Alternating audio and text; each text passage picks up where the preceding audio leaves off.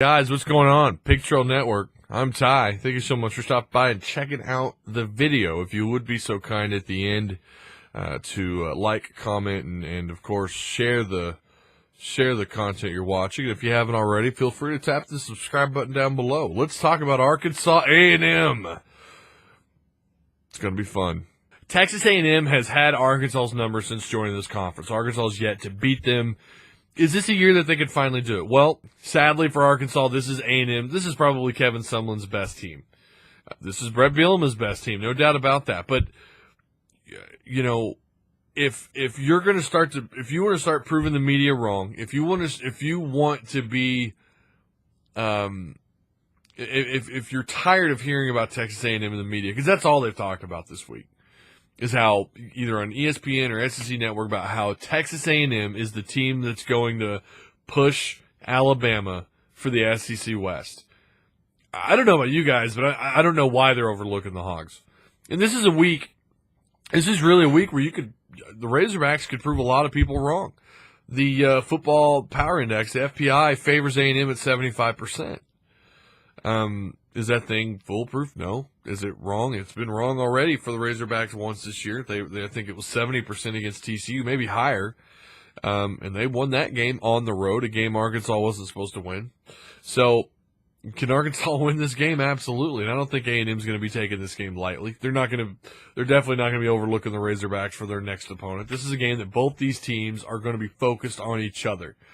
Could be a low-scoring affair. Could be one of those games that could be something similar to what we saw at the end of TCU. What does Arkansas need to do to win this game? It's really simple. Do exactly what you did for 3 freaking quarters against TCU. Play Arkansas football for 4 quarters against a good football team. I want to see them do that. They've yet to do that pre-bye week under Brett Bielema. Let's see a complete game, 4 quarters, leaving nothing on the field for 4 quarters, and play Arkansas football for the length of an entire game pre-bye week. We've not seen it. Tennessee, I mean, you remember Tennessee. Arkansas had to find a way in the 4th quarter to win that game. That was Tennessee's game to win. But they found a way, and you got to give them credit. But then you look back at the TCU game this year. That was a great win. There's no doubt. I'm not taking anything away from that win. But they caved in the 4th quarter and allowed TCU to come back and play. Yes, TCU's a great team. I agree. Yes, it's an awesome offense. But had Arkansas stuck to what they do best on offense, had they been able to run the football more effectively, had they been able to plan around what TCU does offensively on the defensive side of the ball a little bit more effectively in the 4th quarter, we can't talk about depth being an issue anymore. Talent and depth are no longer something you could talk about. When you play against Arkansas, they've got talent, they've got depth, they've got experience. Enough of these excuses. They are at a point now, 4 years under Brett Bielema, a game like this should not be favored for A&M at 75%. It shouldn't be. It ought to be a lot closer down the line, 50-50. And I think that's really what it is. I've never thought the FPI was anything special. I thought the FBI is a joke. It just feels like they go off media bias. With that FPI, and you wonder, is this even going to be a football game? And that's why you don't look at the FPI. It's full of shit. Look the other way. Does it mean A&M's not going to win? No. I think if you pick them to win this game, it's hard to argue against that.